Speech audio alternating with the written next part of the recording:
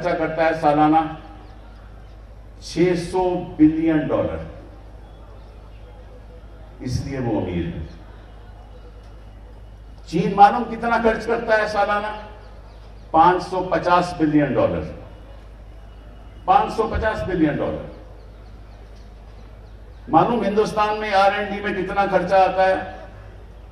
$45 billion. कहां $600 billion? और ये मालूम कैसे सर खर्च होता है? यूनिवर्सिटीज में खर्च होता है।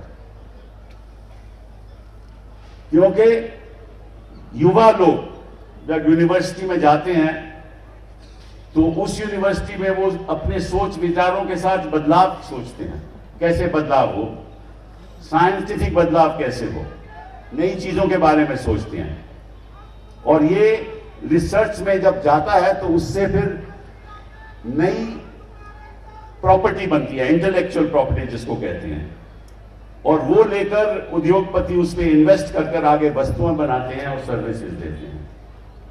लेकिन हिंदुस्तान में कोई यूनिवर्सिटी में तो ABVP के लोग बढ़ जाते हैं। जो हिंसा हम यूनिवर्सिटीज में देख रहे हैं वहां इंटेलेक्चुअल प्रॉपर्टी पैदा कैसे होगी? हो ही नहीं सकती। तो आप यूनिवर्सिटीज में अपने RSS के वाइस चांसलर लगा दोगे तो वो जो शिक्षा का स्तर होना चाहिए आपको कभी मिलेगा ही नहीं। और अगर आप पैसा नहीं खर्च करोगे, निवेश नहीं करोगे R&D में, तो आपकी इंटेलेक्चुअल प्रॉपर्टी होगी ही नहीं। कभी देश अमीर हो ही नहीं सकता, गति से कभी आगे बढ़ ही नहीं सकता। मैं आज आपके सामने एक नई विजन रखूंगा, एक ऑल्टरनेटिव विजन फॉर इंडिया रखूंगा कि हमें कैसे आगे बढ़ना है। तो सबसे पहले बात करेंगे शिक्षा की। शिक्षा में यह दुर्भाग्य है हमारा, लगभग इस देश में मालूम कितने टीचर हैं? 97 लाख टीचर। सारे देश में 97 लाख टीचर हैं, चाहे वो गवर्नमेंट स्कूल में आप देख लो, प्राइवेट स्कूल में देख लो।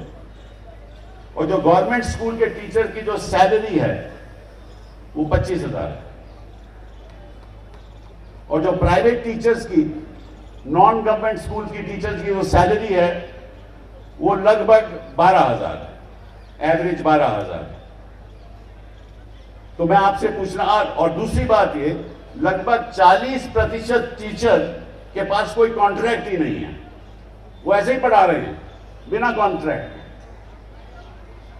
तो आपके बच्चे की पढ़ाई क्या होगी?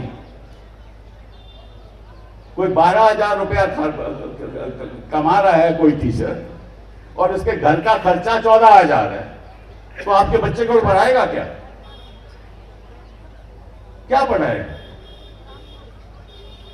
और लगभग 33% ऐसे स्कूल हैं जहां बिजली पहुंचती ही नहीं। बच्चा पढ़ेगा क्या? ये देश विकसित बनेगा कैसे? मोदी जी ने कभी इस पर ध्यान दिया? मुझे याद है कि जब मैं HRD का मंत्री था तो मैंने कहा था कि मेरा एक सपना है कि हर बच्चे के हाथ में एक आकाश टैबलेट होना चाहिए। कई बार मैं ये बात करता था, और अगर वो उस पर आगे बढ़ती, ये सरकार आगे बढ़ती, तो आज बच्चे के हाथ में आकाश टैबलेट होता, दुनिया उसके हाथ में होती। लेकिन इन्होंने प्रोग्राम रद्द कर दिया। आज के कंप्यूटर की बात करते हैं। मैंने एक मुहिम शुरू की कि किसी तरीके से हर स्कूल में फाइबर ऑप्टिक का नेटवर्क चले जाए, ताकि एक मैथ्स का टीचर दिल्ली में बैठ के सारे हिंदुस्तान के बच्चों को पढ़ा सके। कभी मोदी जी ने ऐसी बात सोची? बात क्या हो रही है? लव जिहाद। बात हो रही है लव जिहाद की। अरे भाई, लव की बात करो, जिहाद की क्यों बात करते हैं? बच्चों के भविष्य के बारे में बात करो कि कैसे उनका भविष्य उज्जवल हो, कैसे उनको आगे बढ़ाया जाए। बात करते हो आपके MBBS हम हिंदी में पढ़ाएंगे, और भाई किताबें ही नहीं है हिंदी में। कब तर्जुमा होगा, कब आप पढ़ाओगे, कब MBBS बनेंगे? तो कहने का मतलब यह है बड़े दुख की बात है कि जो बच्चे बड़े होके इस देश के का भविष्य को उज्जवल कर सकते हैं, उन बच्चों का पिछले 8-9 साल में किसी ने ध्यान नहीं दिया। और मेरी ये मांग है, और आज मैं इस मंच से ऐलान करना चाहता हूं कि मोदी जी, अब हर टीचर की तनख्वाह कम से कम 50,000 रुपया महीना होनी चाहिए। ये इंसाफ की बात है। आप हमारे टीचर्स के साथ बेइंसाफी मत कीजिए। अगर आप हमारे टीचर्स के साथ बेइंसाफी करते हो तो हमारे बच्चों के साथ बेइंसाफी हो रही है। हर टीचर की सैलरी 50,000 होनी चाहिए। साथ साथ में एक और ऐलान और एक और हमारी मांग कि एक ऑल इंडिया टीचर सर्विसेज का गठन होना चाहिए। उसको परमानेंट नौकरी मिलनी चाहिए, कोई कॉन्ट्रैक्ट टीचर नहीं होना चाहिए। और हर स्टेट में स्टेट टीचर सर्विस होनी चाहिए। अभी लोग ये क्या करते हैं, ये कॉन्ट्रैक्ट पे टीचर को बुला लेते हैं, फिर उसको बर्खास्त कर देते हैं। तो टीचर पढ़ाएगा क्या? उसको तो इतनी फिक्र होती है कि मेरी नौकरी रहे, बच्चे की क्या फिक्र होगी उसको? ये दो चीजें बहुत जरूरी है। तीसरी हमारी मांग है कि आपने केंद्रीय विद्यालय बनाए। हम उस बात पे खुश हैं। कई सैकड़े हजारों केंद्रीय विद्यालय इस देश में हैं, लेकिन वो किसके लिए हैं? वो सरकारी अफसरों के बच्चों के लिए। सरकारी अफसर हो या पब्लिक सेक्टर का बच्चा, उनके पेरेंट का बच्चा हो, उसको वहां एडमिशन मिल जाती है। अच्छी बात है, हम इसका विरोध नहीं करते, लेकिन आप ऐसे ही स्कूल ट्राइबल्स के लिए क्यों नहीं देते? वंचित लोगों के लिए क्यों नहीं? महिलाओं के लिए क्यों नहीं?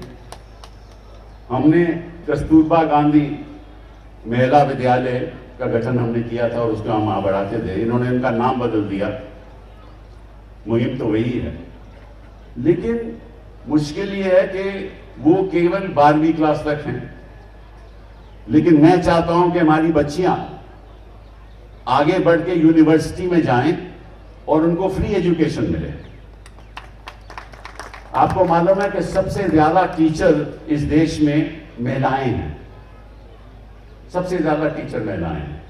वो मां जो है वो स्कूल में बच्चे को भी पढ़ाती है और घर में आके अपने बच्चों को भी पढ़ाती है। उन बच्चियों के लिए सेपरेट स्कूल खुलने चाहिए सारे हिंदुस्तान में खुलने चाहिए। और जो भी उद्योगपति ऐसा स्कूल बनाएगा उसको 80G की टैक्स एग्जेम्पशन मिलनी चाहिए। मैं सुझाव दे रहा हूं कल के भारत में, और मैं चाहता हूं कि मोदी जी इसका जवाब दें कि आपने क्यों ऐसा नहीं किया। पिछले 8 साल में आपने कई चीजें चलाई, कई बातें आपने की। नोटबंदी करा दी, GST करवा दिया, ठीक है ना? तो आपने स्कूलों के बारे में, बच्चियों के बारे में, बच्चों के बारे में, शिक्षा के बारे में क्यों नहीं ध्यान दिया? बड़े बड़े उद्योगपति बना दिए, उनको सारे पोर्ट मिल गए, सारे एयरपोर्ट मिल गए, ठीक है ना? ईडी उनके पास आज तक नहीं पहुंची। ईडी आजकल कहीं और जा रही है। वो मैं बाद में बात करूंगा, राजनीतिक न्यायालय की बात। तो ये तो हुई शिक्षा की बात। दूसरी बात, हर बच्चा कोई PhD नहीं लेना चाहता, हर बच्चा कोई MBA नहीं करना चाहता। वो चाहता है कि मैं 12वीं के बाद मुझे कोई नौकरी मिल जाए। नौकरी कहां से मिलेगी जब तक उसको स्किल डेवलपमेंट की कोई ट्रेनिंग नहीं मिले? तो मैं एक और आपके सामने सुझाव देने वाला हूं मोदी जी को। वो ये है कि जो फैक्ट्री चलाता है, चाहे वो आयरन फाउंड्री हो, चाहे वो टेलीकॉम सेक्टर में हो, चाहे वो इंजीनियरिंग में हो, उसको अपनी उद्योग के लिए एक ऐसी इंस्टीट्यूशन खुलने की इजाजत होनी चाहिए जहां वो बच्चों 12वीं के क्लास के बाद जो पास होते हैं बच्चे, उनको ट्रेनिंग देके अपने ही उद्योग में उनको हेल्प करवाएंगे। उसका भी ATG का उनको एग्जेम्पशन मिलना चाहिए। ये होती है कल के भारत की सोच। इनका तो ये रहता है कि मैं कल चुनाव कैसे जीतूं। इनकी सोच तो उस तरफ तक ही सीमित है। अब आ गई स्वास्थ्य की बात। क्या हर बच्चे को स्वास्थ्य दिखा जाता है? मालूम है कि विश्व में सबसे ज्यादा खर्चा अगर कोई फैमिली करती है स्वास्थ्य में, वो हिंदुस्तान में है। प्राइवेट सेक्टर में सबसे ज्यादा खर्चा, और इसकी वजह से 5 करोड़ फैमिलीज सालाना पॉवर्टी में चले जाती है, गरीब हो जाती हैं, क्योंकि सरकारी सुविधाएं हैं ही नहीं। 5 करोड़ फैमिली हर साल, ये मेरे आंकड़े नहीं है। प्राइमरी हेल्थ सेंटर में कोई स्पेशलिस्ट नहीं है, इंफ्रास्ट्रक्चर नहीं है, तो करेगा क्या कोई? तो आप 12वीं क्लास के बाद ऐसे मेडिकल कोर्स शुरू कीजिए ताकि रूरल सेक्टर में, देहात में, गांव में एक डॉक्टर तो मिल सके। यहां तो मीलों मील जाना जाता है डॉक्टर के लिए, और सबसे कमी डॉक्टरों की देहात में है। 80% डॉक्टर तो केवल शहरों में है, और 60% हमारी आबादी गांव में है। तो स्वास्थ्य ठीक नहीं होगा, शिक्षा ठीक नहीं होगी, तो भारत आगे कैसे बढ़ेगा? अमृतकाल आएगा कैसे? कैसे आएगा अमृतकाल? फिर राजनीति की बात करते हैं। अब हो क्या रहा है, बड़ी विचित्र बात है, और मेरा ख्याल दुनिया में ऐसा उदाहरण शायद कहीं आपको मिल नहीं सकता कि चुनी हुई सरकार को आप गिरा दें। इलेक्शन से चुन के सरकार बनी, आपने उसको गिरा दिया। गवर्नर आपका, स्पीकर आपका, कोर्ट की कोई दखलंदाजी नहीं। 8 ऐसी सरकारें हिंदुस्तान में गिराई गई। मेघालय में गिराई गई, मणिपुर में गिराई गई, उत्तराखंड में गिराई गई, मध्य प्रदेश में गिराई गई, अभी महाराष्ट्र में गिराई गई, कर्नाटका में गिराई गई, अरुणाचल प्रदेश में गिराई गई, गोवा में होने नहीं दी। कभी सुना है ऐसे किसी भी लोकतंत्र देश में कि इलेक्शन के कोई जीत के आए तो आप खरीदो फरोख्त करके सरकार ही गिरा दो? ये कौन सा कानून है? और कोर्ट भी चुप रहते हैं।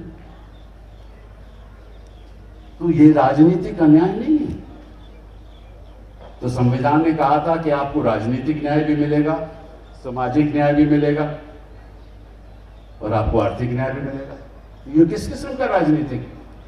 और वही लोग जो सरकार गिराते हैं वो मंत्री बन जाते हैं। मतलब कि आप डिफेक्टर भी बनते हो और मंत्री भी बनते हो। ये कौन सा कानून है? आप इस कानून को रद्द क्यों नहीं करते? मेरी छठी मांग, एक मिनट बेटा है, मेरी छठी मांग कि जो आदमी डिफेक्ट करके दूसरी पार्टी में चले जाए, चाहे मैं कांग्रेस से जीता हूं मैं बीजेपी चले जाऊं, या बीजेपी से जीता हूं कांग्रेस में चले जाऊं, तो उसको 5 साल इलेक्शन लड़ने की इजाजत नहीं होनी चाहिए। उसको 5 साल कोई पब्लिक पोस्ट नहीं मिलनी चाहिए। उसको 5 साल पार्लियामेंट से, असेंबली से बाहर रहना चाहिए। उसको 5 साल ना कोई पब्लिक पोस्ट मिलनी चाहिए, ना कोई पब्लिक सेक्टर, और ना कोई सपोर्ट गवर्नमेंट से मिलना चाहिए। देख लो, अगर मोदी जी ये कर दें, कल से कोई डिफेक्शन नहीं होगा। लेकिन ये करेंगे नहीं, क्योंकि इनकी बेइंसाफी इनके रग में दौड़ता है। बेइंसाफी का खून इनके रग में दौड़ता है, क्योंकि बेइंसाफी के साथ ये सत्ता चला रहे हैं। किसी को खरीद लो, किसी के घर आप सीबीआई पहुंचा दो। अभी इनको क्या लगा था कि लालू जी वहां बिहार में क्या हो रहा है, ये सोच रहे थे कि भैया वहां तेजस्वी साहब और जेडीयू इकट्ठा हो रहे हैं ना, तो कुछ पुराना मुकदमा, फिर उसको लालू जी को मुख्यमंत्री छोड़े हुए कितने साल हो गए। अभी इनको याद आया कि उनके घर पे छापा लगेगा।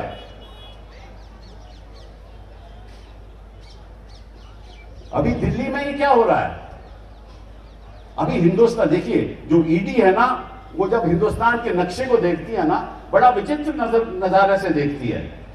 वो केवल वही स्टेट्स देखती है जहां विपक्षी दल की सरकार है, वहीं पे उनको लगता है कि रास्ता यहां आसान है, और जहां भाजपा की सरकार है वो तो रास्ता ही बंद है, वहां तो ये जाता ही नहीं।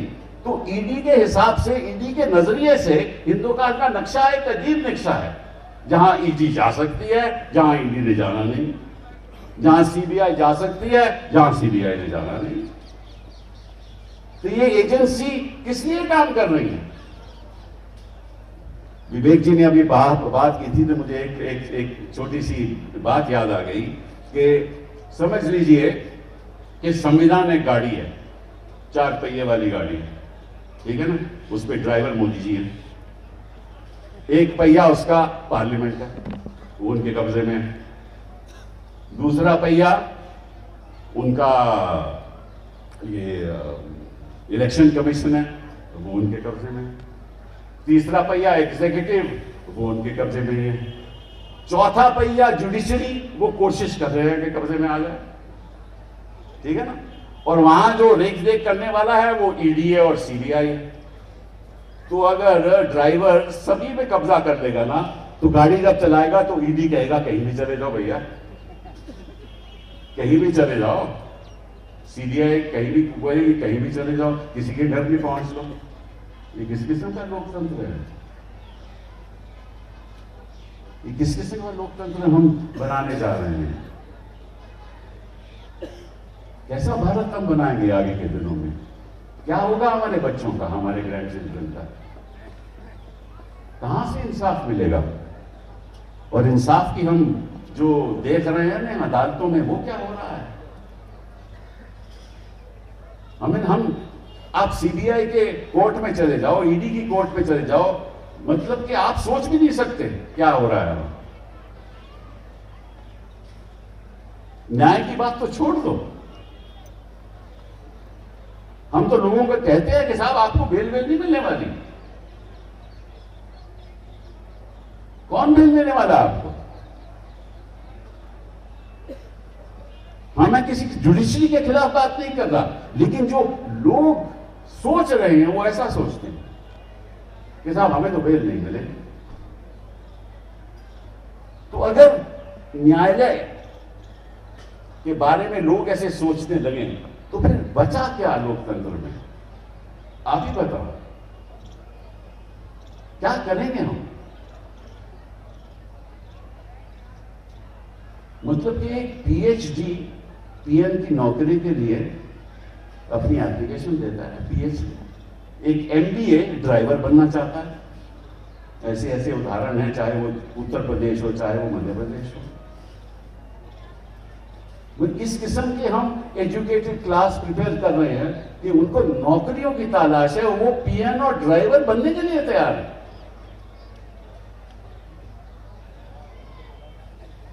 और हम कहते हैं कि हमारे युवा की इतनी संख्या है कि भारत आगे बढ़ेगा। कहां से भारत आगे बढ़ेगा? आप कहते हो कि साहब हमारी जो इकोनॉमी है, हमारी जो आर्थिक स्थिति है बड़ी अच्छी है, जीडीपी ग्रोथ हमारी 6.3 है।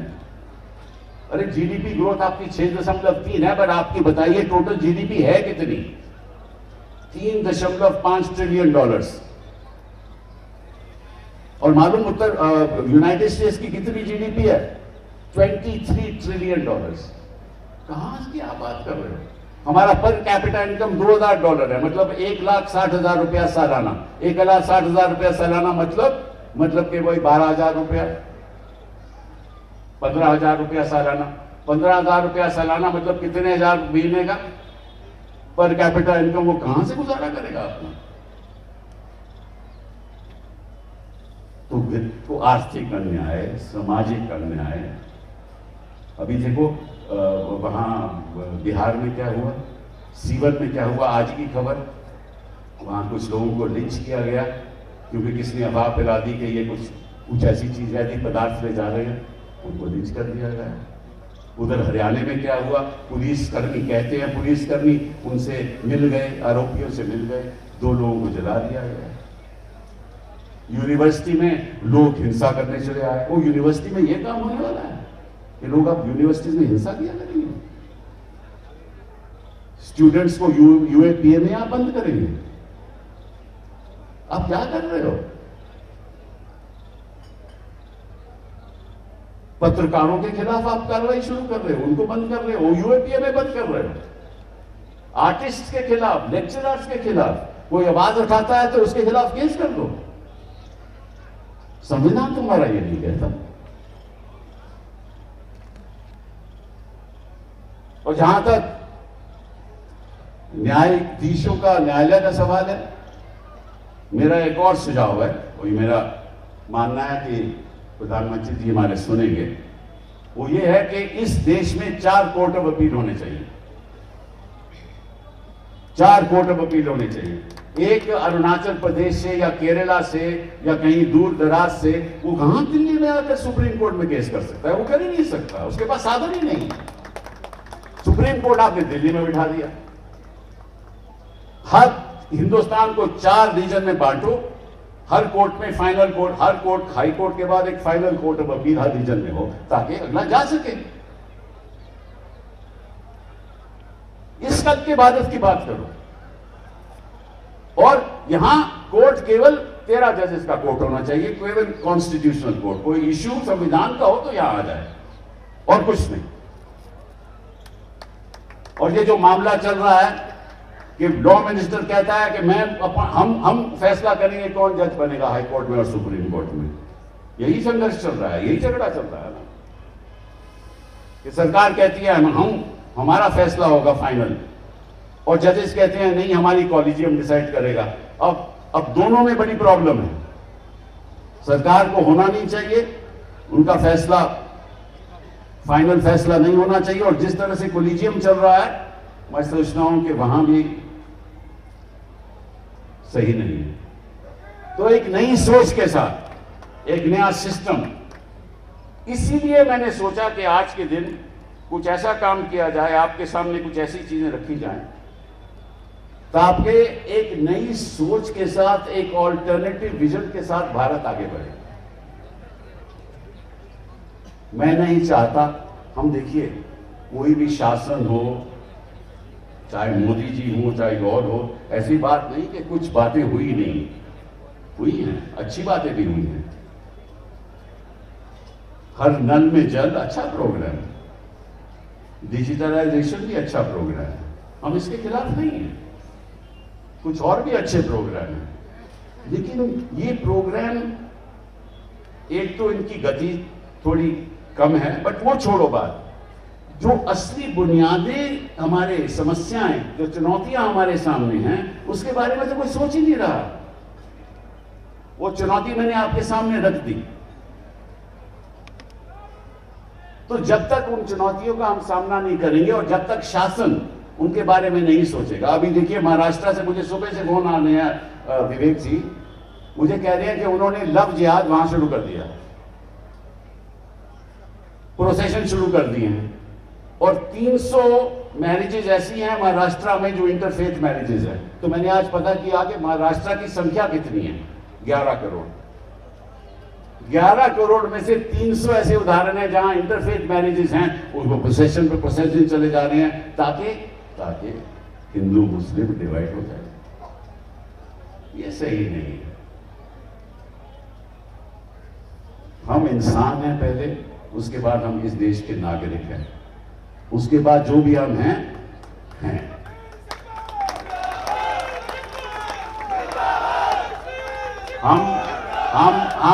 हम नहीं चाहते कि किसी देश के नागरिक के साथ धर्म के आधार पे, जाति के आधार पे कोई भी अन्याय हो। अगर होगा तो मैं और विवेक जी खड़े होंगे उन लोगों के लिए।